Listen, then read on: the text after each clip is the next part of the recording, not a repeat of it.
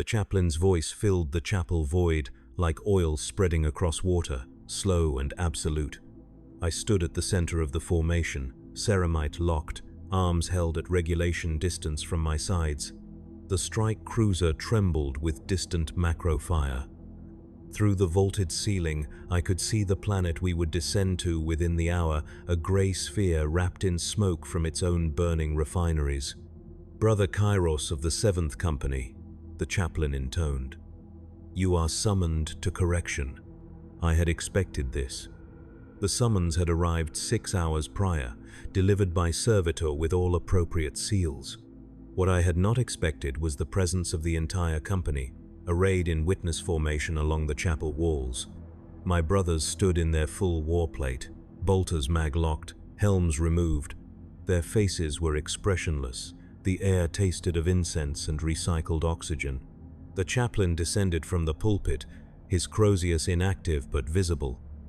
Behind him, 2 tech marines carried a reliquary casket of polished adamantium. I recognized the engraving's litanies of obedience and doctrinal purity, etched so small they could only be read by augmented eyes. "The campaign ahead requires absolute adherence to the Codex Astartes," the chaplain continued. "During the compliance action on Throcken Prime, tactical variance was detected in your engagement patterns. Variance from doctrine is variance from the Emperor's will. Variance from the Emperor's will is the first step toward corruption." I said nothing. There was nothing to say. I remembered Thraken Prime, a standard clearance operation 3 months prior. I had followed my squad sergeant's orders without deviation. If variance had occurred, it was not mine to judge. "The solution," the chaplain said, "is total obedience expressed through penitential service. You will continue the campaign ahead, but you will do so unarmed, carrying only your faith and the certainty of the Emperor's judgment. Through this trial, doctrinal purity will be restored. Through this trial, you will prove that a Space Marine's worth is measured not by the weapon in his hand, but by the devotion in his heart." The reliquary casket was placed before me.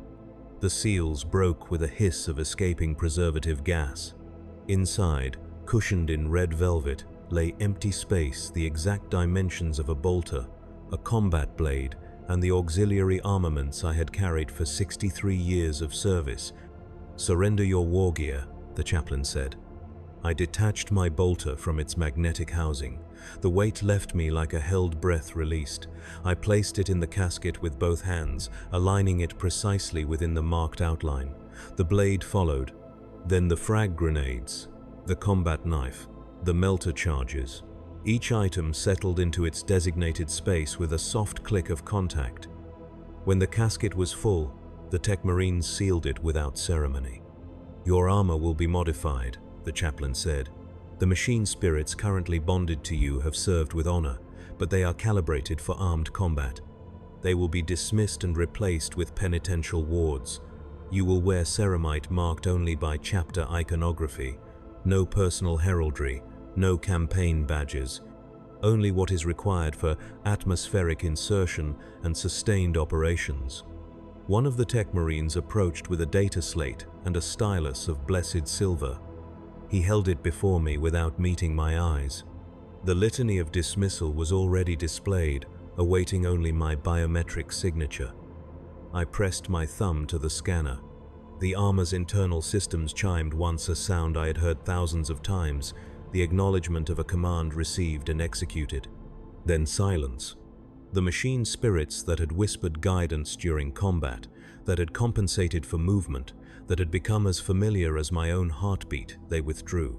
The sensation was not painful, but it was absolute. I felt the armor become inert around me, no longer alive, no longer aware, just weight, just ceramite and fiber bundle. "The modification will be completed before planetfall," the chaplain said. "You will deploy with the 7th Company as scheduled. Your position within the formation is unchanged.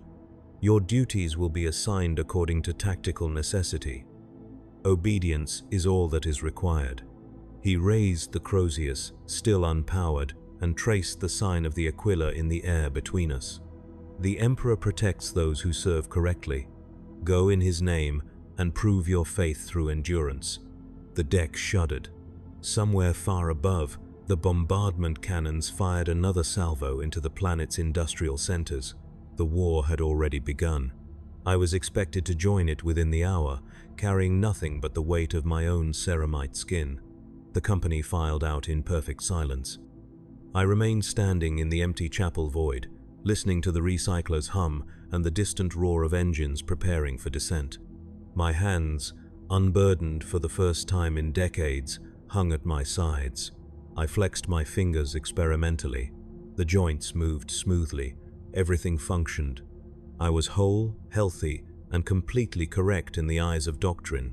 The reliquary casket was already gone, carried away by the tech marines to whatever vault the chapter maintained for such things. I would not see my weapons again. The certainty of that fact settled over me like armor of a different kind, invisible, unbreakable, and perfectly fitted to my new purpose.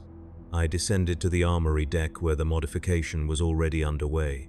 The tech marines worked with mechanical efficiency, removing the sacred oils and personal markings that had accumulated over decades of service. My armor was stripped to bare ceramite, then reblessed with new litanies.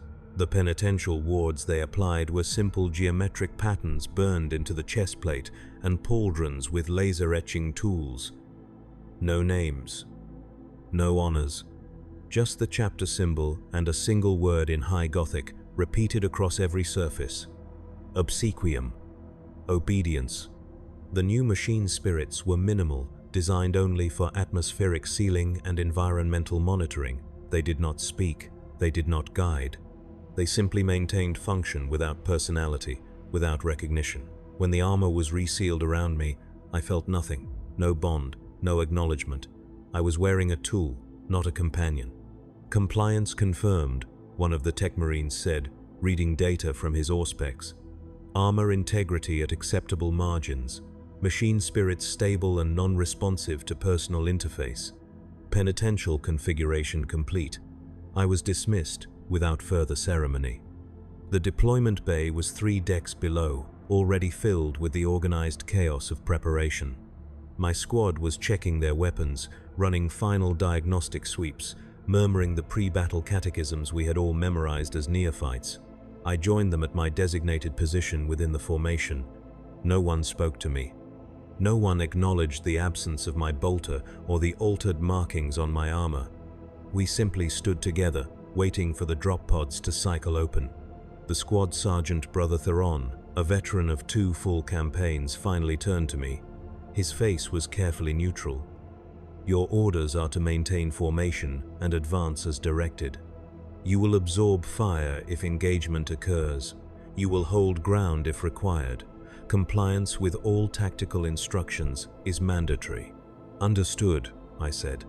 "The Emperor protects," Theron said, though his tone suggested uncertainty about whether the phrase applied to me anymore. The drop pod's harness locked around my chest. 40 other Space Marines occupied identical positions in adjacent pods, all preparing for the same descent. Through the armored walls, I heard the launch klaxons begin their countdown. The strike cruiser's bombardment had carved a landing zone into the Manufactorum's eastern flank, but intelligence suggested resistance would be significant. Enemy forces had fortified the lower levels. Imperial Army units had already suffered 30% casualties attempting to establish a perimeter. We would be inserted directly into contested ground. The countdown reached 0. The drop pod launched with a force that would have killed an unaugmented human instantly. I felt the acceleration compress my internal organs, felt the armor's environmental seals strain against re-entry heat, felt the controlled fall become an uncontrolled plummet as atmospheric drag took hold. The pod's machine spirit guided us toward the landing zone with mechanical precision, adjusting thrust vectors to compensate for wind shear and enemy anti-air fire. Impacts registered against the pod's hull las fire, autocannon rounds, possibly rockets. The armor held. The descent continued. Through the narrow vision slit, I glimpsed the Manufactorum sprawl spreading below us like a mechanized cancer, kilometers of smokestacks and processing towers connected by arterial conveyor systems and rail lines. Fires burned in a dozen locations. Bodies, Imperial and otherwise, littered the exposed thoroughfares. The pod struck ground with enough force to crack ferrocrete. The harness released. The doors blew outward in a wash of explosive bolts and superheated air. I followed my brothers into the grey light of an overcast morning, boots crunching on rubble and spent shell casings. The noise was immediate and overwhelming. Bolter fire, lasgun volleys. The distinctive shriek of heavy weapons fire, screaming both human and not. Vox traffic flooded the command channel, squad leaders reporting positions and contact. The air tasted of promethium and burning flesh. 7th Company, advance by squads. Captain Helion's voice cut through the chaos. Primary objective is the central processing hub, 3 kilometers northeast. Secondary objectives as assigned. The Emperor's will be done. My squad formed around me automatically, moving with the practiced efficiency of warriors who had fought together for decades. Brother Theron took point, his bolter raised and sweeping for targets. I took my position in the formation's second rank, between 2 battle brothers whose names I had known since the implantation trials. We advanced at a steady march, ceramite boots grinding rubble to powder. The first contact came within 50 meters. Enemy infantry, planetary defense forces who had refused the Imperial compliance edict opened fire from a fortified position behind overturned industrial equipment. Las bolts struck my armor, scattering across the chest plate in bright flowers of dispersed energy. The impacts registered as pressure, nothing more. My armor's minimal machine spirit recorded the hits with silent efficiency but offered no tactical response, no threat assessment, no targeting data. My brothers returned fire immediately. Bolter rounds detonated among the enemy position, reducing flesh and cover to red mist and shattered metal. I continued walking forward, absorbing fire, presenting a target that drew enemy attention away from my armed brothers. 3 more las bolts struck my helmet. One found a seam between armor plates, burning through the underlayer and scorching the skin beneath.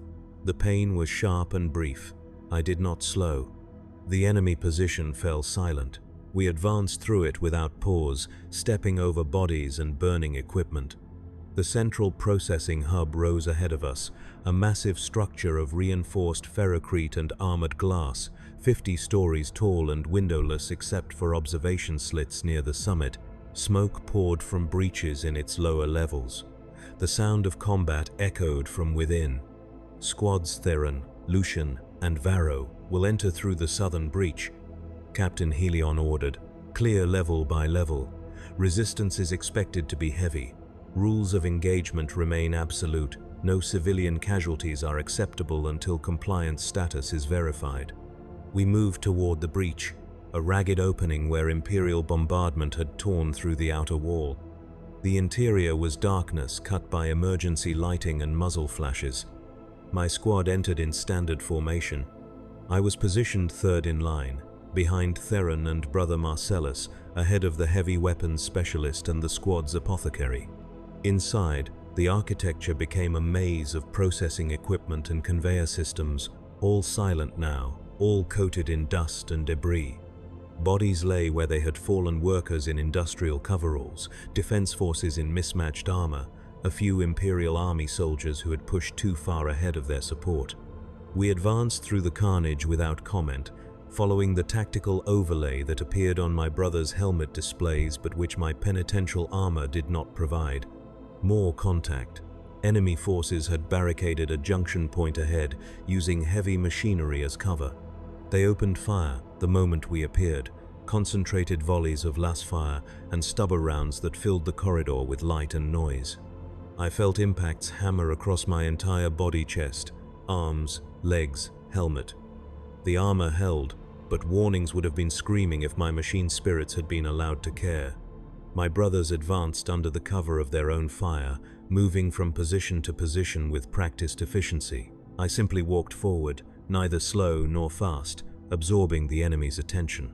A stubber round punched through the armor on my left thigh, penetrating deep enough to crack bone.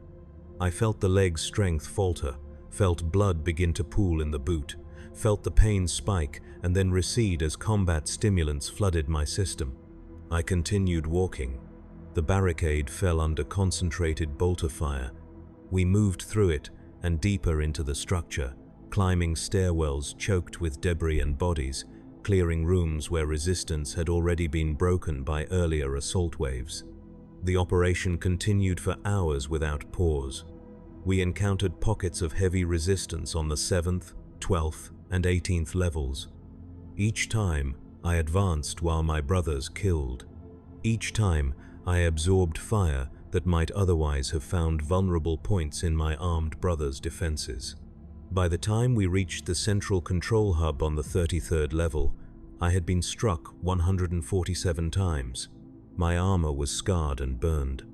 3 separate penetrations had wounded me the thigh, a graze across my ribs, and a deep gouge in my left shoulder, where a lasgun had burned through at point-blank range. None of the wounds were severe enough to compromise combat effectiveness, but they accumulated. Pain became a constant companion, managed but not eliminated by my augmented physiology. The control hub was a vast chamber filled with cogitator banks and monitoring stations. Enemy forces had fortified it heavily, knowing it was a critical objective. They opened fire the moment we breached the entrance, and the concentrated firepower was enough to stagger even Astartes in full warplate. Brother Marcellus took a direct hit to the helmet that cracked his visor and sent him stumbling. Brother Varro's armor sparked and smoked from multiple penetrations. I walked into the center of the enemy fire, arms at my sides, pace steady and unrushed. Every weapon in the room turned toward me. Las bolts and stubber rounds converged on my position in a storm of kinetic force and thermal energy. I felt the armor buckle in 3 places. I felt something crack in my chest, a rib, perhaps 2. I felt blood filling my mouth from internal damage. I did not fall. Behind me, my brothers used the distraction to flank the enemy positions. Bolter fire tore through the defenders with brutal efficiency. Within 30 seconds, the chamber was secure. Within a minute, Tech Marine specialists were accessing the cogitator systems, extracting data, and confirming Imperial control. Primary objective secured, Captain Helion reported over the Vox. All squads consolidate and prepare for secondary operations. Casualties to be triaged at Rally Point Epsilon. The apothecary approached me with his narthecium extended. You need medical attention. Functional, I said. Blood ran down my chin inside my helmet, but my lungs were undamaged, my heart's beating strong. Compliance maintained. The apothecary scanned me anyway, frowning at the readouts.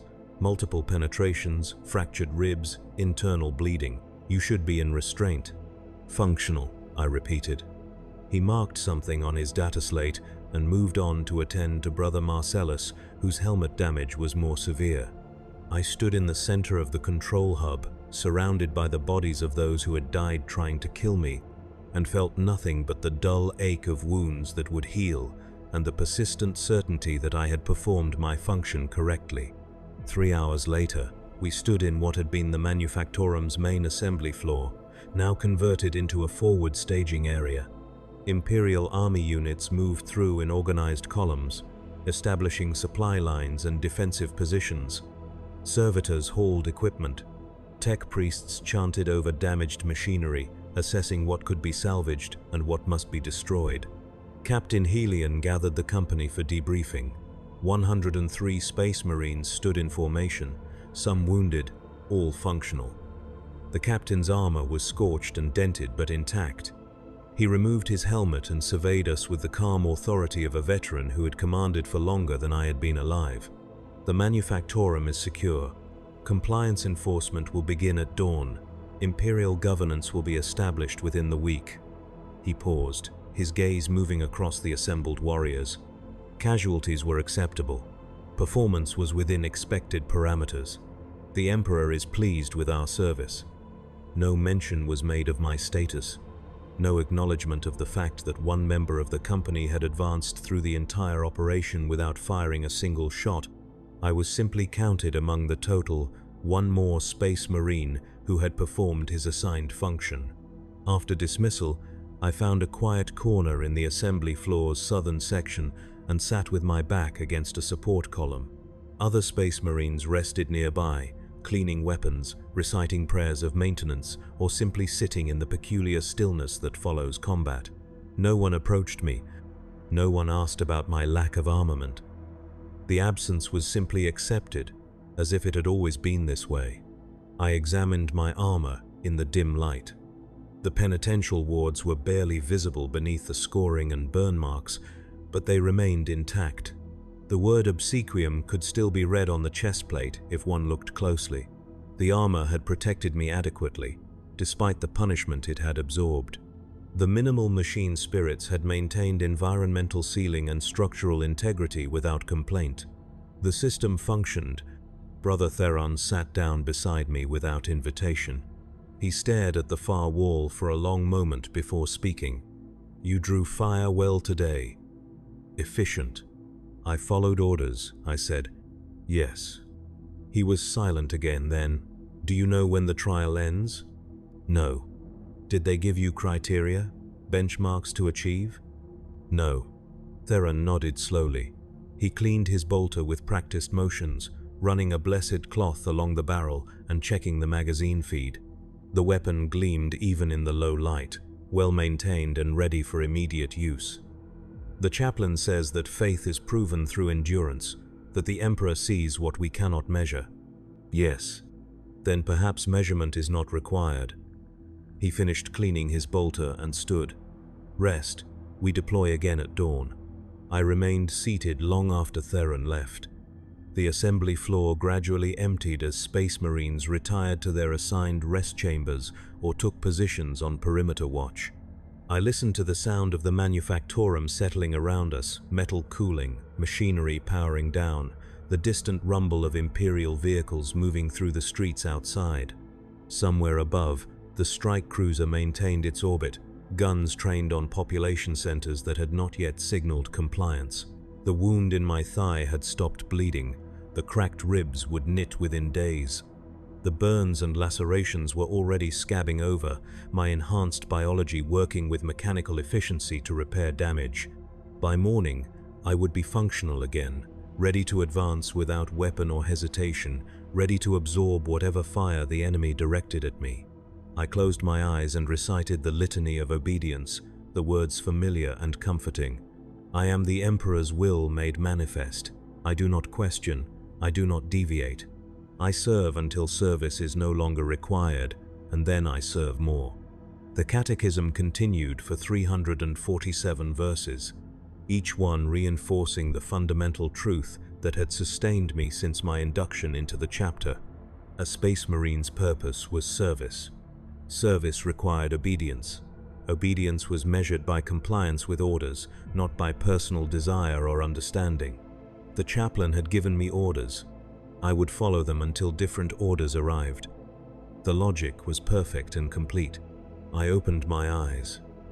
The assembly floor was nearly empty now, just a few sentries posted at the entrances and a handful of tech marines working on damaged equipment. I stood, tested my weight on the wounded leg, found it stable enough. I walked to the northern entrance and took position beside a battle brother on watch duty. He did not acknowledge my presence, which was correct. We stood together in silence, watching the darkness beyond the manufactorum's walls, waiting for dawn and the continuation of operations. The campaign ahead was projected to last one standard year. Intelligence suggested the planet's population would resist compliance efforts, requiring sustained military presence and aggressive enforcement. Casualties were expected to be significant among Imperial Army units, minimal among Astartes forces. I would march with my company through all of it, unarmed and obedient, absorbing fire and demonstrating faith through survival. This was correct. This was my purpose. The absence of my weapon changed nothing essential. I was still a Space Marine. I still served the Emperor. I still had value within the grand mechanism of Imperial conquest. The night passed slowly. Dawn arrived with grey light filtering through the manufactorum's shattered walls. The company assembled without ceremony, checking equipment and receiving orders for the day's operations. We would advance into the residential sectors, establishing control and identifying resistance elements. Rules of engagement remained restrictive. Civilian casualties were to be avoided until compliance status could be verified individually. We marched out in formation, 103 Space Marines moving through streets lined with shuttered hab blocks and burned-out vehicles. The population watched from windows and doorways, their faces showing the expected mixture of fear and awe. Imperial Army units followed behind us, ready to enforce compliance once we had cleared each sector. The first incident occurred 3 hours into the operation. A crowd had gathered in a market square, civilians refusing to disperse despite Vox-amplified orders from Imperial authorities. They were not armed, but they were not complying. My squad was ordered to establish presence and facilitate peaceful dispersal. We formed a line across the square's southern entrance. I stood in the center, helmet removed per Captain Hilion's specific instruction. The crowd needed to see that we were human, that we served the Emperor with the same faith they were being asked to demonstrate. They needed to understand that resistance was both futile and unnecessary. They surged forward instead of dispersing. Not an attack, just a wave of desperate humanity, pressing toward us with hands raised, voices crying out in a language I did not speak. They grabbed at my armor, pulling at seams and joints, shouting words that might have been pleas or accusations. I stood motionless, letting them touch me, letting them exhaust themselves against ceramite that would not yield. Some of them wept, some shouted. A woman pressed something into my hand, a data slate showing images of children, perhaps hers, perhaps dead. I could not tell. An old man knelt before me and began to pray in broken High Gothic, begging the Emperor's mercy through me as intermediary. I remained silent because I had no orders to speak. My brothers did not intervene. They maintained position, bolters lowered but ready, allowing the crowd to express their desperation against the one member of our formation who could be touched without immediate consequence. Minutes passed. The crowd's energy gradually faded. The civilians backed away, some still weeping, some simply staring with expressions I could not interpret. "Disperse to your hab units," Brother Theron announced through his helmet's Vox amplifier. "Curfew is in effect. Compliance will be recorded and rewarded. Resistance will be met with appropriate force." The crowd dispersed slowly, reluctantly. Within 10 minutes, the square was empty except for scattered debris and the lingering smell of unwashed bodies and fear. I looked down at the data slate still clutched in my hand. The images on the screen showed 3 children, all young, all smiling. I did not know what I was meant to do with it. "Leave it," Theron said. "We move to the next sector." I placed the data slate on the ground and followed my brothers out of the square. Behind us, Imperial Army units moved in to establish checkpoints and begin the documentation process. The children in those images would be found, if they still lived, and their compliance status would be verified. That was not my function. My function was presence to be seen, to be touched, to absorb the population's desperation so that it did not manifest as resistance. This pattern repeated throughout the day. We moved from sector to sector, establishing presence, allowing civilians to approach and petition us, remaining silent and immobile until ordered to advance. By evening, I had been touched by hundreds of hands. I had been shown hundreds of images, told hundreds of stories I could not answer or address. I had stood while people wept against my armor, while they prayed, while they screamed accusations and pleas. I had not spoken once. That night, I stood watch on the roof of a commandeered administratum building, looking out over the city's sprawl. Fires burned in several districts where resistance had required more aggressive response. The sky was orange, with reflected firelight and the glow of orbital bombardment preparing the next region for compliance operations. My armor was smudged with handprints and tear stains, marks that would not come clean without proper maintenance. The chaplain appeared beside me without sound, his power armor's systems perfectly calibrated for silent movement. He stood at the roof's edge, Crozius maglock to his belt, hands clasped behind his back. We remained silent for several minutes, watching the city burn. "You performed well today," he said finally. "The population sees the Emperor's mercy in you. They understand that we come not as conquerors but as guides." "I followed orders," I said. "Yes. And in following orders, you demonstrated something more valuable than firepower. You demonstrated patience, restraint, the willingness to endure suffering, both physical and spiritual, without retaliation." He turned to face me. "Do you understand what you are becoming?" "No. You are becoming proof," the chaplain said. "Proof that a Space Marine's purpose transcends violence. Proof that obedience to doctrine is stronger than any weapon. Proof that the Emperor's will can be expressed through presence alone." He placed a hand on my shoulder. "The trial you accepted was not punishment. It was elevation. You are being refined into something purer than your brothers can achieve while they remain dependent on bolters and blades." "When does the refinement end?" I asked. The chaplain's hand tightened briefly on my shoulder, then released. "When the Emperor deems it complete, not before, not according to any timeline you can predict or influence." He paused. "You still wish for restoration." It was not a question, but I answered it anyway. "I wish to serve effectively." "Then continue as you are. Effectiveness is not measured only in kills. Sometimes it is measured in endurance, in witness, in the ability to stand while others fall and to remain standing when the fallen ask why." The chaplain activated his Crozius, letting its power field crackle briefly in the darkness. "The Emperor protects, Brother Kairos. But protection sometimes requires us to be the shield rather than the sword." He left without further words, descending through the building's interior. I remained on the roof, watching the fires spread and listening to the distant sounds of combat. My hands were empty. My armor was scored and stained. My body ached from wounds that would heal and from the accumulated weight of hands that had grabbed and pleaded and wept. The trial continued.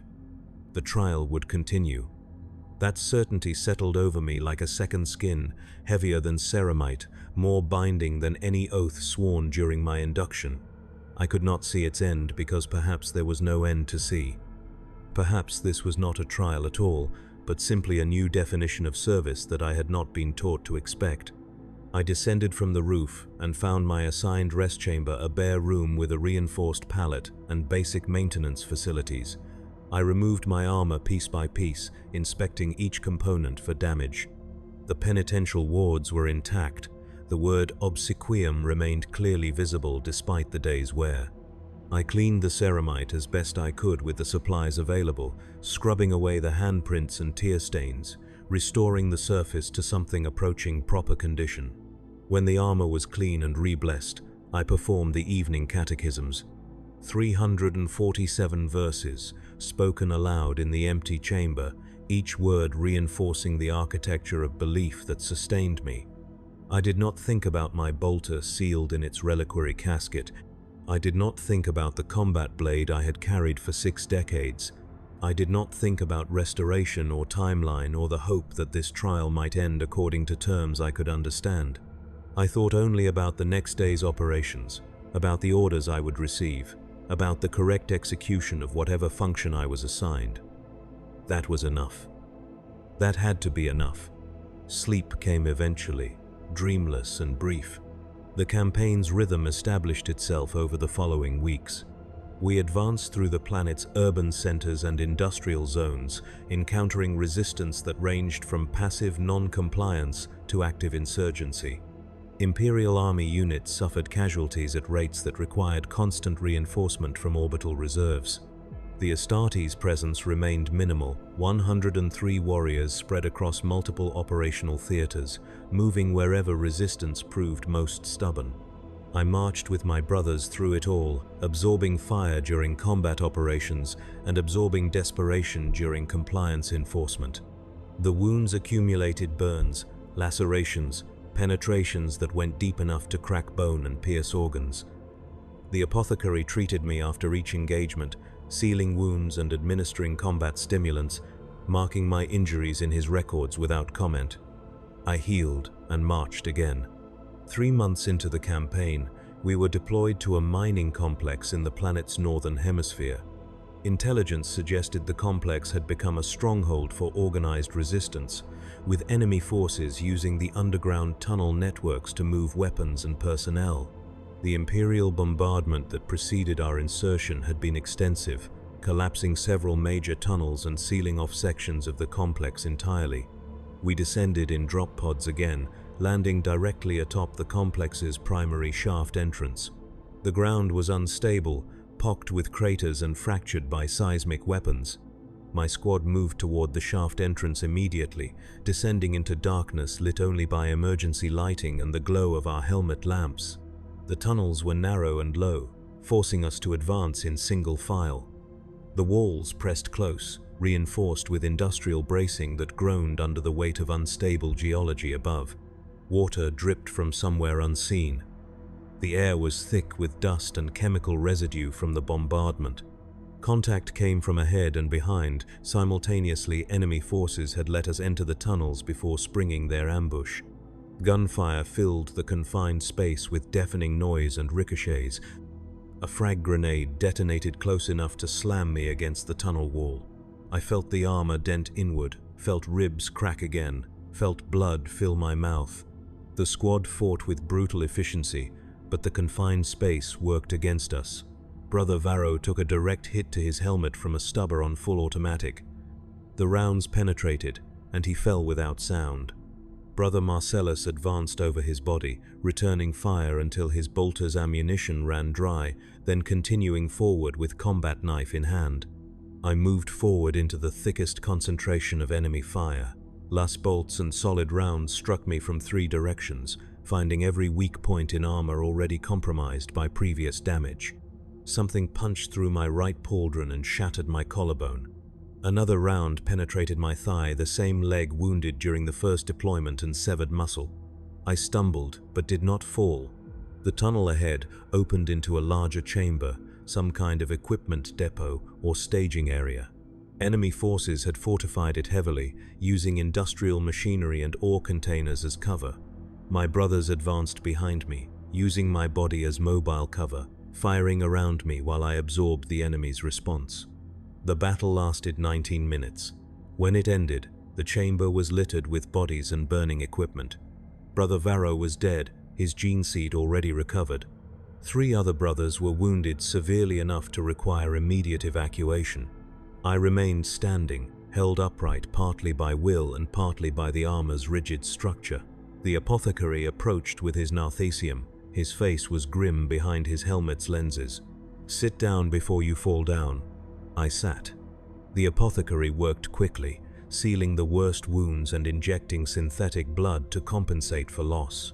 He extracted several rounds that had lodged in muscle, catalogued the damage to my bones, and administered enough stimulants to keep me conscious and functional. "You should be dead," he said, not unkindly. "These wounds would kill a normal human 10 times over." "Functional," I said. "Barely." He finished his work and packed away his equipment. "The gene seed is intact. That's what matters." I understood what he meant. As long as the progenoid glands remained undamaged, my death would still serve the chapter's future. The gene seed could be harvested and implanted in a new aspirant, continuing the line. My individual survival was less important than the genetic legacy I carried. We continued deeper into the mining complex, clearing tunnel after tunnel, chamber after chamber.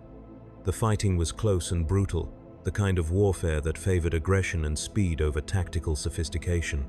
My role became increasingly simple: walk forward, draw fire, survive long enough for my brothers to kill the enemy, repeat. By the time we emerged from the complex 3 days later, I had been wounded 17 more times. The apothecary's records showed cumulative damage that would have required weeks of recovery for any normal Astartes. But I was not recovering. I was simply continuing, held together by combat stimulants, emergency field surgery, and the unyielding structure of ceramite armor.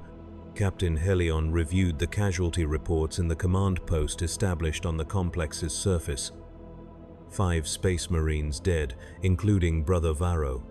11 wounded severely enough to require evacuation to the strike cruiser. 33 wounded but functional, including me.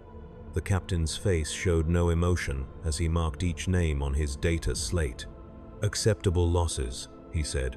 "The complex is secured. Resistance in this sector is broken. We redeploy to the southern manufacturing belt at dawn." I stood at the back of the command post, leaning against a support strut because standing unsupported had become difficult. The wounds in my leg had reopened during the final assault, and fresh blood was pooling in my boot again. My right arm hung useless from the shattered collarbone. Breathing was painful from cracked ribs that had cracked again before healing. Brother Theron approached after dismissal. He looked at me with something that might have been concern. "You need proper rest. Medical suspension, at minimum. Orders are to redeploy at dawn. You can barely stand." "Functional," I said, because the word had become a mantra, a statement of identity that superseded physical reality. Theron said nothing more. He simply nodded and walked away, leaving me alone with the pain and the certainty that dawn would come regardless of my condition. That night, I could not perform the evening catechisms. My jaw was swollen from a glancing blow that had cracked teeth and split my cheek. Speaking was possible, but painful. Instead, I recited the litanies silently in my mind, 347 verses that scrolled through my consciousness like data across a cogitator screen. The words were familiar, the meaning was familiar, but something had shifted. The catechism spoke of service and obedience, of faith demonstrated through correct action. They promised that the Emperor valued all who served according to his will. They assured that suffering endured correctly was itself a form of victory. I no longer knew if I believed these things, or if I simply repeated them because stopping would require disobedience. Dawn arrived. We redeployed to the southern manufacturing belt, where resistance had intensified into organized insurgency. The pattern continued advance, establish presence, absorb fire, survive. Days became weeks, weeks became months. The wounds accumulated faster than they could heal. The apothecary's records grew longer and more detailed. My armor became a patchwork of field repairs and emergency seals. 4 months into the campaign, I stopped counting individual wounds. The pain had become constant and undifferentiated, a background state that required management but no longer demanded attention. My body was failing by increments, systems pushed beyond normal limits by combat stimulants and sheer metabolic endurance. 5 months into the campaign, during an urban clearance operation in a habstack, I encountered something that broke the pattern. We were advancing through residential levels, clearing room by room, when we found a family barricaded in their quarters. Mother, father, 3 children, all emaciated, all terrified. They surrendered immediately, hands raised, faces pressed to the floor. "Compliance verified," Brother Theron announced after scanning their identification chips. "Status: non-combatant. Authorized for relocation to Imperial processing centers." The family remained prone, too frightened to move. The mother was weeping silently. One of the children, a girl, perhaps 7 standard years old, looked up at me with eyes that held no hope, only exhausted acceptance of whatever was about to happen. "Up," Theron ordered. "You will follow the Imperial Army units to processing. Resistance will not be tolerated. Compliance will be rewarded with survival." The family stood slowly. The father tried to speak but could not form words. The mother gathered her children close, shielding them with her body even though there was no threat we intended to execute. They filed out of the quarters under escort, joining hundreds of other displaced civilians being processed through Imperial bureaucratic machinery. I watched them go. The girl looked back once before disappearing down the corridor. Her expression had not changed, still empty, still accepting. She expected nothing from me. She expected nothing from the Imperium. She simply endured, which was what everyone in the Imperium did. "Move out," Theron ordered. We continued clearing the habstack. More families, more surrenders. More terrified civilians processed and relocated according to compliance protocols. I said nothing and felt nothing. But something had fractured inside me during that brief exchange of looks with the girl. Not my faith, not my obedience. Something else, some assumption about meaning that I had not known I was carrying. That evening, the chaplain found me on watch duty again. He stood beside me in silence for several minutes before speaking. "You have been in continuous combat operations for 5 months," he said. "Longer than any other member of the company.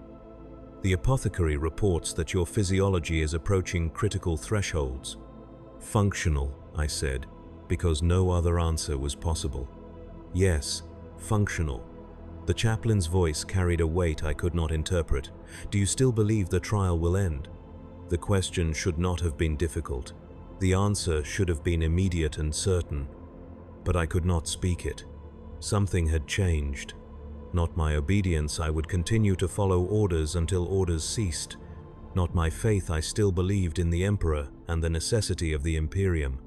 But the certainty that my suffering served a purpose that would eventually be acknowledged and resolved, that had eroded. "I don't know," I said. The chaplain nodded slowly. "Good. That is the first honest answer you have given me since the rite of severance." He activated his Croesus, its power field casting sharp shadows across his face. "Faith that depends on understanding is not faith. It is simply compliance while certainty lasts. True faith endures when certainty fails, when meaning collapses, when purpose becomes invisible, even to those who serve it most faithfully." "Is that what I am demonstrating?" I asked. "I don't know," the chaplain said. "Perhaps. Or perhaps you are simply breaking, and I am watching it happen because doctrine requires me to witness breaking without intervention." He deactivated his Croesus. "Continue as you are. The campaign proceeds according to projections. Compliance will be achieved within the projected timeline. And then you will receive new orders, as you always have, as you always will." The chaplain placed his hand on my shoulder again, the gesture now familiar. "The Emperor protects, Brother Kairos. But sometimes protection means surviving what cannot be endured by any normal measure. Sometimes it means continuing when continuation itself has lost all meaning except obedience." He left me on watch. I remained standing, staring out over the city's sprawl, watching fires burn and listening to the distant sounds of ongoing operations. The campaign would continue for another 7 months. I knew this because I had heard the timeline repeated in briefings and tactical assessments. 7 more months of marching, absorbing fire, establishing presence, surviving. 7 more months of wounds that would never fully heal before new wounds were added. 7 more months of watching civilians processed and displaced. 7 more months of standing while my brothers killed. 7 more months of reciting catechisms whose meanings had become abstract and distant, words that described a reality I could no longer locate within my own experience. I would complete those 7 months. Not because I believed completion would restore anything. Not because I expected acknowledgement or resolution, but because orders had been given, and I had not received different orders, and stopping was not possible while orders persisted. The realization was not dramatic. It did not arrive with sudden clarity or emotional weight. It simply settled into place like a component finding its designated slot in a machine, inevitable, correct, and devoid of any significance beyond pure function. I was not being refined. I was not being tested. I was not proving anything. I was simply being used in the way doctrine required, and the use would continue until the machine no longer needed this particular component. Dawn came again. We deployed again. The pattern continued, unchanging and absolute. Somewhere in the 6th month, I stopped dreaming. Sleep became a mechanical process, consciousness switching off and on according to operational requirements, without the intrusion of subconscious processing or memory integration. I rested, but did not sleep in any meaningful sense. I woke, but did not feel restored. The distinction was minor. It changed nothing about my function. In the 7th month, We returned to the Manufactorum complex where the campaign had begun. The structure had been converted into an imperial governance center, its floors now filled with administratum functionaries and ecclesiarchy representatives establishing permanent infrastructure. The assembly floor where I had first rested after initial deployment was now a prayer hall, filled with local civilians being instructed in proper imperial devotion. We stood at the hall's perimeter during an evening service, a display of Astartes' presence meant to reinforce the Imperium's power and permanence. The priest conducting the service spoke of the Emperor's mercy, of the protection offered to those who complied, of the righteous punishment awaiting those who resisted. The civilians listened with faces showing perfect compliance, no doubt visible, no resistance apparent, only exhausted acceptance. I recognized the pattern. It was the same pattern I embodied, the same empty continuation, the same survival achieved through obedience to something that no longer required belief, only correct behavior. After the service, as we marched back to our forward operating base, Brother Theron spoke quietly over the squad's private channel. 3 weeks remain in the projected campaign timeline. After that, we return to the fleet for refit and reassignment. Understood, I said. You have survived longer than anyone expected. The chaplain says you have set a record for continuous combat operations while unarmed. Theron's voice carried something that might have been respect or might have been pity. When we return to the fleet, the trial will be reviewed. Restoration is likely. I said nothing. The promise of restoration had lost its power. I could not imagine being rearmed. I could not imagine returning to the warrior I had been before the rite of severance. That identity had eroded beneath months of accumulated wounds and empty compliance. What remained was something else, something still functional but no longer whole, still obedient but no longer convinced that obedience served any purpose beyond its own perpetuation. The final 3 weeks passed without incident requiring description. We maintained presence, enforced compliance, witnessed the ongoing processing of a population that had learned to demonstrate correct behavior without requiring belief. The resistance that had justified our deployment had been broken so thoroughly that only empty forms remained, people going through motions, surrendering identifications, attending services, complying. On the campaign's final day, Captain Helion assembled the company for formal review. 97 Space Marines stood in formation, reduced from the original 103 by deaths that had been replaced temporarily by transfers from other companies. We presented arms for inspection, each warrior's wargear examined and blessed before final departure. I stood at my position in the formation, unarmed and empty-handed, armor covered in 6 months of accumulated damage and field repairs. The inspection passed over me without comment.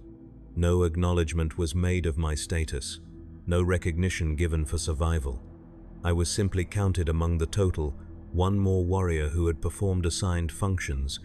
The strike cruiser's transit back to the fleet took 4 weeks.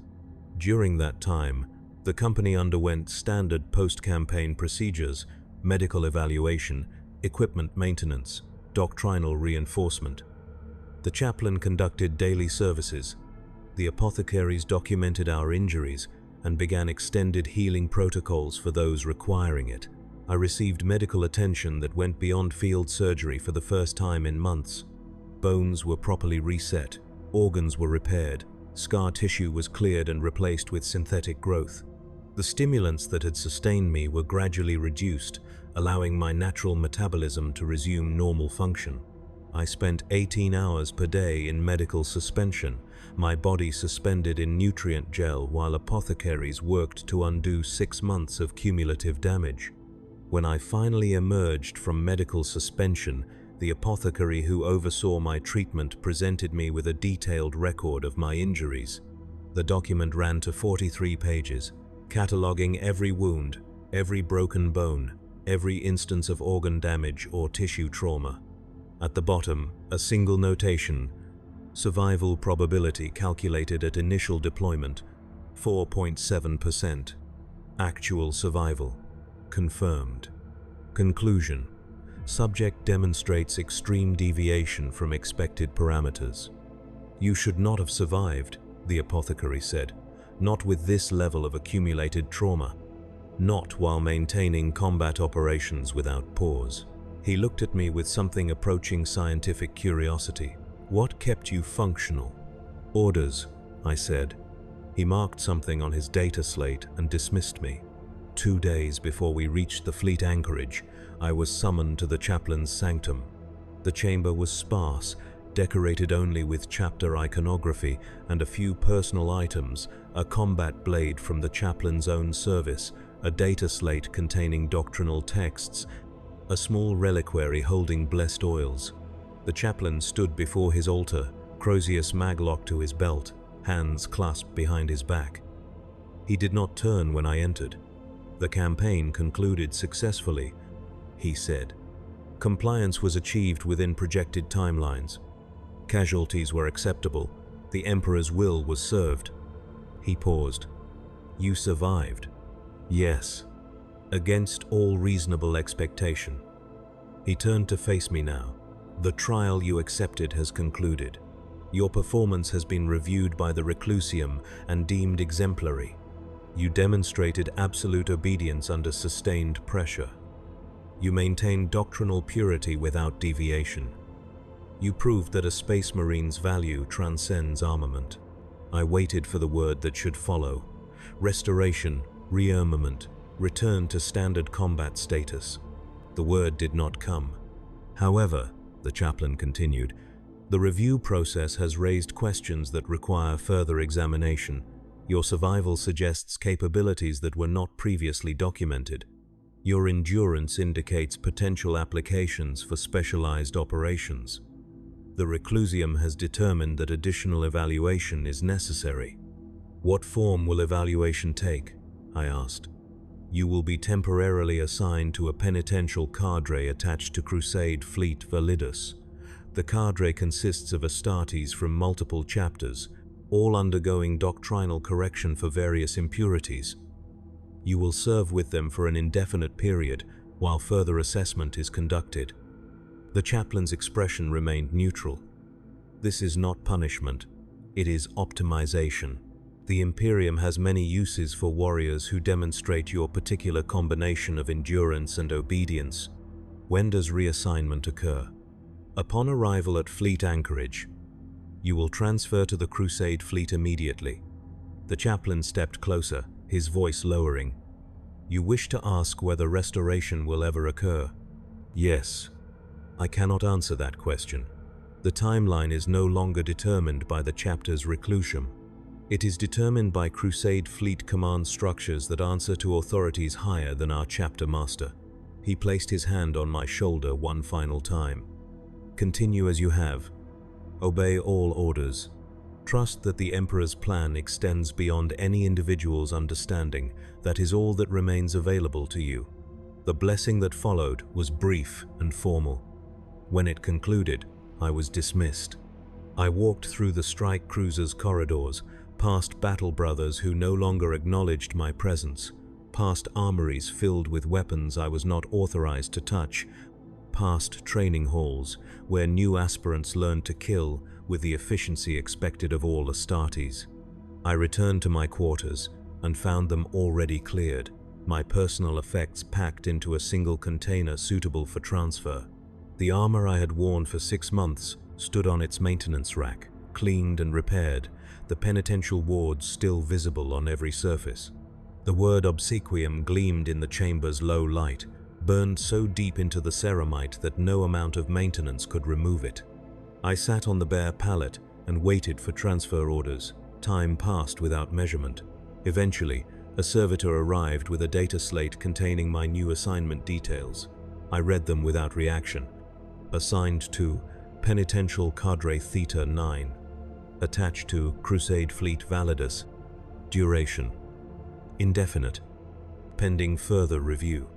Equipment status: unarmed penitential configuration maintained. Expected operations: variable intensity compliance and crusade actions across multiple theaters. No mention of restoration. No timeline for review completion. No criteria for evaluation. Just continuation under new authority. in a new context, performing the same function that had consumed 6 months already.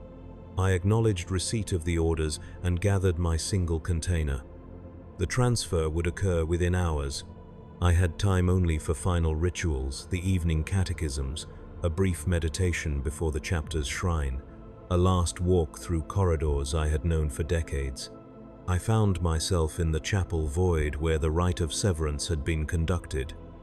The chamber was empty, lit only by emergency lighting. The pulpit where the chaplain had read my charges stood silent. The space where my brothers had witnessed my penitential assignment was now just empty deck, marked by nothing. I knelt before the altar and attempted prayer. The words would not come, not because I had lost faith. Faith persisted like muscle memory, an automatic response that required no conscious belief. But because prayer implied communication, implied the possibility of being heard and answered, and I could no longer sustain the fiction that my service was anything more than mechanical continuation. A Space Marine did not need to believe. A Space Marine only needed to obey. The distinction had become absolute. I stood. I walked to the transfer bay. I presented my orders to the deck officer and waited with other personnel being shuffled between vessels. When my designation was called, I boarded the transfer shuttle without looking back at the strike cruiser that had been my home for decades. The shuttle's interior was cramped and utilitarian, filled with Imperial Army officers, administratum functionaries, and a handful of other Space Marines from various chapters. None wore penitential markings. None were unarmed. I took a position at the rear of the compartment and stood in silence while the shuttle undocked and began its approach to Crusade Fleet Validus. Through the viewport, I watched the fleet anchorage spread below us, hundreds of vessels arranged in defensive formations, from massive battleships to nimble frigates, all bearing Imperial insignia and chapter markings. Somewhere among them was the Crusade Fleet, a temporary coalition of forces assembled for extended campaign operations in the Segmentum's frontier regions. Somewhere among them was Penitential Cadre Theta 9 and whatever function awaited me there. The shuttle docked with a converted bulk transport that served as the Crusade Fleet's administrative hub. I disembarked and followed directional markers through corridors filled with military personnel from dozens of different organizations. The scale was overwhelming. Thousands of humans, hundreds of Astartes from 20 different chapters, tech priests, ecclesiarchy representatives, inquisitorial observers, the machinery of imperial conquest operating at full capacity. I reached the penitential cadre's assigned quarters after an hour of navigation. The chamber was large, clearly designed to house multiple squads, but sparsely occupied. 11 Space Marines were present, all wearing armor marked with penitential wards, all unarmed. They stood or sat in various positions throughout the chamber, silent and separate despite proximity. An officer of indeterminate authority, neither chaplain nor captain, wearing modified power armor that suggested administrative rather than combat function, approached me with a data slate. Brother Kairos, 7th Company, transferred from. He consulted his slate. The Emperor's Vengeance, correct? Correct. You will integrate with Cadre Theta 9 immediately. Deployment schedule is maintained at 30-day cycles with minimal rest periods between operations. Current assignment is compliance enforcement on frontier worlds where resistance exceeds local Imperial Army capabilities. Your role will be determined tactically based on operational requirements. He marked something on his slate. Questions. When will doctrinal review be completed? The officer's expression did not change. That information is not available at this level of authority. Continue your assigned service until different orders are received. Dismissed. He left before I could respond. I stood in the center of the chamber, surrounded by other Space Marines who did not acknowledge my presence and understood with complete clarity that restoration had become an indefinite concept, not denied, not delayed, simply unmeasured and perhaps unmeasurable, existing somewhere in an administrative future that might never arrive. I found an empty section of deck and sat with my back against the wall. The other members of the cadre continued their silent existence around me. No one spoke. No one asked questions. We simply occupied the same space, bound by shared condition and the understanding that questioning was both pointless and potentially dangerous. Over the following hours, I observed patterns. The 11 other Space Marines came from 8 different chapters. Their penitential markings varied. Some bore simple geometric wards like mine, others carried more elaborate patterns suggesting different doctrinal infractions. None were armed, none wore personal heraldry. We had been reduced to functional designations, stripped of individual identity, united only by our shared exclusion from normal Astartes status.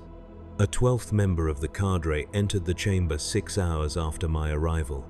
He was older than the rest of us, his face bearing scars that no apothecary had bothered to repair properly. He surveyed the chamber briefly, then approached me directly. "You're new," he said. It was not a question. "Transferred today. How long was your initial trial?" 6 months. Something crossed his face, surprise perhaps, or recognition. 6 months of continuous operations? Yes. He sat beside me without invitation. "I've been with the cadre for 3 years.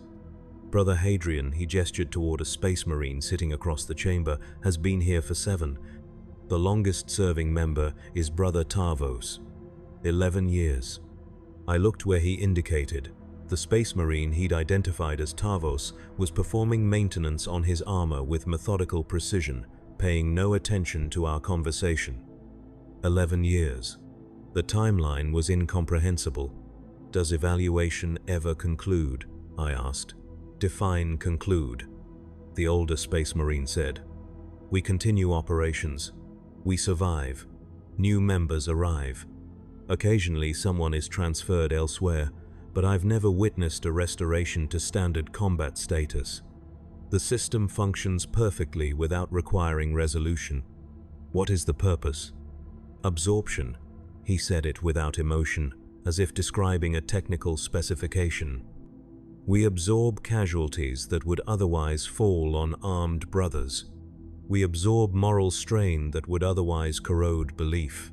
We absorb attention, fire, hatred, despair. The Imperium produces these things constantly. Someone must contain them. We are that someone. That cannot be official doctrine." "Of course not. Official doctrine says we are being refined through trial. Official doctrine promises restoration upon proven purity. Official doctrine requires hope, because hopelessness is heresy." He stood. "But you already understand what doctrine requires versus what doctrine produces. If you didn't, you wouldn't have survived 6 months." He walked away, leaving me with the weight of 11 years stretching ahead, undefined and inescapable. That evening, though evening was an arbitrary designation in a vessel without day-night cycles, the cadre assembled for formal briefing. The administrative officer returned, accompanied by a chaplain I did not recognize, and a tactical coordinator whose armor bore markings from the Crusade fleet's command structure. "Cadre Theta 9, the tactical coordinator began. You are assigned to Compliance Operation Tertius, frontier world designated as Scolum 6. Resistance has exceeded projections. Local Imperial forces require reinforcement and symbolic presence. Insertion occurs in 36 hours. Rules of engagement are standard for penitential operations: presence, endurance, absorption of enemy attention. Expect sustained operations over 3 to 4 months before rotation." 3 to 4 months. The timeline was delivered without emphasis, as if it were equivalent to 3 or 4 days. As if time itself had been recalibrated to measure service in units that would break normal warriors. "You will deploy integrated with standard Astartes forces from the Iron Hands 3rd Company." The coordinator continued. "They are aware of your status and will utilize you according to tactical doctrine." Questions? No one spoke. The cadre had learned that questions received answers that did not satisfy, and silence preserved energy better spent on survival. Dismissed. Prepare for deployment. We dispersed to individual preparations. I returned to my section of deck, and began the ritual's armor inspection, equipment verification, physical conditioning. The work was familiar and automatic. I could perform it without thought, which was fortunate because thought had become dangerous. If I thought too carefully about 11 years, I would break. If I thought too carefully about indefinite continuation, I would break. If I thought too carefully about the gap between what doctrine promised and what experience delivered, I would break. So I did not think. I simply prepared, recited catechisms, and waited for deployment. 36 hours passed. The cadre assembled in the deployment bay, 12 unarmed Space Marines standing among hundreds of armed warriors from the Iron Hands. The contrast was absolute. We were marked, diminished, visible as aberrations within the perfect machinery of Astartes warfare. The Iron Hands company captain addressed the combined force with mechanical precision, outlining objectives and tactical deployment patterns. When he referenced the penitential cadre, his tone did not change. We were simply another asset to be deployed, neither valued nor scorned, simply utilized according to function. The drop pods launched. I felt the familiar acceleration, the atmospheric burn, the controlled fall toward another planet where I would march unarmed and absorb fire until the operation concluded or I ceased functioning. Skolem the Six appeared through the pod's vision slit a gray world, heavily industrialized, its surface covered in processing facilities and transit networks. Fires burned in dozens of locations. Orbital bombardment had carved vast scars across the landscape. The resistance that had provoked this operation was visible even from orbit. Entire districts had been fortified, weapons emplacements constructed, defensive networks established. This would not be quick. The pod struck ground. The doors blew open. I emerged into cold morning light and the immediate sound of combat. The Iron Hands were already advancing, their formation perfect and lethal. I took my designated position, third rank, center formation, and began walking forward. Last fire struck my armor within 10 steps. Solid rounds followed. Something heavy, possibly a rocket, detonated close enough to throw shrapnel across my entire left side. I continued walking, pace steady, arms at my sides, helmet locked forward. The pattern reasserted itself immediately. It had never really stopped. It had simply paused while I was transferred between theaters. 3 months, the coordinator had said. 3 months on Skolem 6th. Then rotation to another operation. Then another. Then another.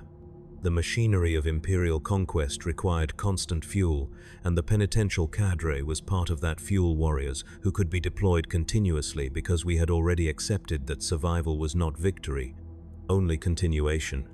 I marched forward into fire that could not kill me quickly enough to matter and could not wound me deeply enough to stop function. I marched beside brothers whose names I did not know and would never learn. I marched toward objectives that would be secured regardless of my contribution, serving purposes that transcended individual understanding. This was correct. This was doctrine. This was the Emperor's will expressed through absolute obedience. I no longer believed it, but I no longer needed to believe it. I simply continued. The first month on Skolem 6th confirmed every pattern learned during the previous campaign. We advanced through contested zones, absorbed fire, established presence, survived. The Iron Hands utilized us efficiently, placing us at formation points where casualties were expected, assigning us to crowd control operations where symbolic presence was required, deploying us to diversionary actions that drew enemy attention away from critical objectives. Casualties among the penitential cadre were significant. Brother Hadrian died during an urban clearance operation when sustained heavy weapons fire finally overwhelmed his armor's integrity. Brother Tarvos, the 11-year veteran, was severely wounded during a nighttime assault and evacuated for medical suspension. 2 others I had not learned to distinguish were killed by artillery fire during a static defense operation. Replacements arrived within days. New Space Marines transferred from other chapters, all marked with penitential wards, all unarmed, all carrying the same hollow expression I saw reflected in every polished surface. The second month introduced a new element. We were assigned to witness imperial justice proceedings against captured resistance leaders. The proceedings were formal but perfunctory, charges read, guilt predetermined, sentences carried out immediately. We stood at the perimeter of the execution grounds, 12 unarmed Astartes serving as silent testament to imperial power. I watched men and women executed for refusing compliance. I watched their bodies burned and their ashes scattered. I watched their families processed and their property confiscated. I watched the machinery of imperial conquest reduce human beings to administrative problems solved through efficient violence.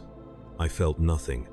That absence of feeling was itself a kind of death, I understood. Not physical death, my body remained functional, healing between operations with automated efficiency. But some capacity for emotional response had been exhausted, leaving only mechanical continuation. The third month brought the operation to its conclusion. Resistance collapsed. Compliance was established. The remaining population was processed through standard imperial bureaucratic machinery. We had served our function. We had absorbed fire. We had established presence. We had survived. The rotation that followed took us to a frontier mining world where indigenous population resistance had prevented imperial exploitation of mineral resources. The operation was projected to last 5 months. The penitential cadre was reduced to 9 members before insertion, supplemented by 4 new transfers during the second month. The fourth operation was a compliance enforcement action on an agri-world where crop yields had fallen below imperial tithes. We marched through fields burned by orbital bombardment and stood witness as imperial authorities executed local administrators for administrative failure. The operation lasted 6 weeks. The 5th operation, the 6th, the 7th. Time became abstracted, measured only by operational cycles rather than calendars or solar years. I lost track of how long I had been with the cadre. Weeks had become months, had become something else, a continuous present tense where each operation was both unique and identical to every operation before it. I stopped trying to count wounds. The apothecaries maintained records, but I no longer reviewed them. I stopped performing the evening catechisms with conscious attention, allowing the words to flow automatically while my mind was elsewhere or nowhere, suspended in the peculiar absence that had replaced whatever thinking used to be. I stopped expecting restoration. The expectation had been a kind of hope, and hope required energy I could no longer afford to spend. What remained was function, pure function, divorced from meaning or expectation, sustained only by the momentum of orders continuously given and continuously obeyed. Somewhere during this period I cannot specify when I encountered Brother Tavos again. He had returned from medical suspension, his wounds repaired, his armor restored to functional condition. He stood in the penitential cadre's quarters, looking older than before, his expression hollower. "They rebuilt everything," he said, without greeting. "Replaced damaged organs, regrew destroyed tissue, eliminated scars. Made me functionally identical to the warrior who first joined the cadre 11 years ago." He looked at his hands as if seeing them for the first time. I asked why they bothered. Medical resources are finite. Why invest them in warriors who serve no critical function? What did they answer? That the investment is minor compared to the value extracted. That we absorb casualties at rates that would require 2 full companies of normal Astartes to sustain. That our existence allows operations to continue with reduced risk to properly armed warriors. He lowered his hands. "They thanked me for my continued service. Will you continue?" "I have no orders to stop." He said it without emotion, without resistance, without anything except empty acknowledgement of fact. "So I continue." He walked away. I remained standing in the center of the chamber, surrounded by other unarmed space marines, and understood that 11 years was not an aberration. It was simply what continuation looked like when continuation became its own purpose. The operations continued. Months became years. I cannot specify how many. The administrative records would show the exact timeline, but I was never given access to those records. I knew only the sequence deployment, operation, rotation, deployment again. The penitential cadre's composition changed constantly. New members arrived from chapters across the Imperium, all bearing variations of doctrinal infraction, all sentenced to penitential service, all eventually understanding that service had no defined endpoint. Some died quickly. Some survived for years. The machinery of rotation continued regardless, maintaining the cadre's strength at levels sufficient for operational requirements. I became one of the longer-serving members without noticing the transition. New arrivals began to ask me questions: how long I had served, whether restoration ever occurred, how to endure continuation. I answered with the same empty honesty Tarvos had shown me, that service continued until orders changed, that restoration was not denied but indefinitely deferred, that endurance was achieved by abandoning expectation of anything except the next operation. They rarely asked twice. At some point again, I cannot specify when, the administrative officer summoned the entire cadre for formal review. A reclusiarch I did not recognize conducted the proceedings, examining our records, assessing our performance, noting casualty rates and operational efficiency. The penitential cadre program has proven effective beyond initial projections, the reclusiarch announced. Casualty absorption rates exceed standard Astartes formations by 43%. Operational flexibility allows for deployment in contexts where normal forces would suffer unacceptable losses. Doctrinal purity is maintained through absolute obedience without requiring explicit belief. He paused, surveying us with eyes that showed no recognition of individual persons, only collective function. The program will be expanded. Additional cadres will be established.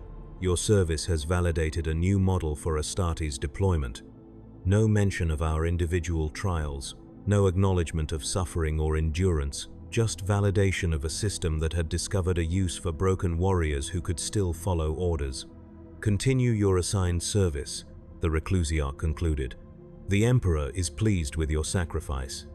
The review ended. We were dismissed. We returned to our quarters and waited for the next deployment orders. I sat in my designated section and tried to remember the warrior I had been before the rite of severance. The attempt failed. That warrior, the one who had carried a bolter for 63 years, who had fought with expectation of victory, who had believed that service carried meaning beyond mechanical compliance, no longer existed in any recoverable form. What remained was something else, not broken, exactly. The pieces still functioned, but assembled in a different configuration, serving a different purpose, existing in a different relationship to the Imperium that had created us. We were weapons still, but not the weapons we had been designed to be. We were proof of doctrine's power, proof that Space Marines could be made to serve efficiently even after everything except obedience had been stripped away. We were living demonstrations that the Imperium's machinery could extract value from any resource, no matter how damaged or diminished. This was not the refinement the chaplain had promised. This was not the trial that would end in restoration. This was something else entirely, a permanent state justified by temporary language, an indefinite condition described as brief correction, an irreversible transformation presented as suspended judgment. The lie was perfect because it was structural. No individual malice required, no conscious deception needed, just a system designed to extract maximum compliance through promises that never quite arrived. I understood this completely. I understood it with the clarity possible only when understanding no longer mattered, when knowing the truth changed nothing about function or outcome. And still I continued. The final deployment I can remember distinctly occurred on a world whose name I was never told. The operation was standard resistance suppression, compliance enforcement, establishment of imperial governance. We deployed with an Astartes formation from the Ultramarines, their blue armor pristine, and their weapons blessed for righteous slaughter. I marched beside them, absorbing fire, establishing presence, surviving. The pattern had become so automatic that conscious thought was unnecessary. My body performed its function without requiring direction from whatever remained of my mind. During the operation's second week, we were tasked with clearing a district where resistance had concentrated. The fighting was intense, the kind of close-quarters brutality that favored aggression and speed. I advanced into enemy fire without hesitation, drawing their attention while armed brothers flanked and executed. Something struck my helmet with enough force to crack the ceramite and drive shards into my skull. I stumbled but did not fall. Blood filled my eyes, turning the world red and dark. I continued walking forward because I had orders to advance and no orders to stop. More impacts. A sustained burst of heavy weapons fire caught me center mass, punching through armor already compromised by months of accumulated damage. I felt ceramite crack, felt the impact transmit to ribs and spine, felt something break inside me that would not heal quickly. I fell, not from the wounds alone, but from simple accumulated damage reaching a threshold where standing was no longer possible. I lay on my back, staring up at a sky turned red by my own blood, listening to the sounds of combat continue around me. The apothecary arrived eventually. He scanned me with his narthesium, reading damage reports, assessing viability. His face showed professional detachment. Severe cranial trauma, multiple spinal fractures, organ damage consistent with sustained high-velocity impact. Gene seed intact. He prepared an injection, something to keep me conscious and stable until evacuation. "You'll survive this." Again. "Functional," I said, though the word came out slurred and wet. "Eventually." He finished his work and moved on to the next casualty. I remained lying in the rubble, staring at the red sky, waiting for extraction. Around me, the operation continued. The Ultramarines advanced, resistance collapsed, victory was achieved. My contribution was recorded in casualty reports and operational assessments, another wound absorbed, another portion of enemy fire diverted from warriors who carried weapons and could therefore kill. Extraction came. Medical suspension followed. Healing occurred with automated efficiency. 6 weeks later, I was returned to the penitential cadre, my body restored, my armor repaired, my function ready to be deployed again. No one asked how I felt. No one questioned whether I should return to operations. I was counted among the cadre's available strength, marked as functional, assigned to the next deployment cycle. The pattern continued. It continued through operations I can no longer distinguish individually. It continued through wounds that healed and wounds that did not heal completely. It continued through the departure of old members and the arrival of new ones. It continued through years whose exact number I stopped tracking, because tracking required the assumption that time was leading somewhere rather than simply accumulating. I do not know when I stopped being Brother Kairos of the 7th Company and became simply a functional unit within Penitential Cadre Theta 9. The transition occurred without formal declaration, accomplished through the gradual accumulation of small erasures, name unused, history unmentioned, identity reduced to operational designation. I do not know if other Space Marines in other penitential cadres experienced the same dissolution. We rarely communicated between operations. Our existence was parallel but separate, bound by shared condition but divided by the isolation that absolute obedience requires. I do not know if the Imperium noticed or cared. The system functioned. Casualties were absorbed. Operations continued. From the perspective of grand strategy, individual consciousness was irrelevant compared to collective function. What I know is this, I continued. I continue still, in whatever present tense this narrative occupies. I march when ordered. I absorb fire when deployed. I survive when survival occurs, and I am replaced when survival fails. I recite catechisms whose words have lost all meaning except as mechanical repetition. I endure because endurance is the only function remaining. The trial never ended, because there was never truly a trial, only an operational category that required terminology suggesting temporary correction.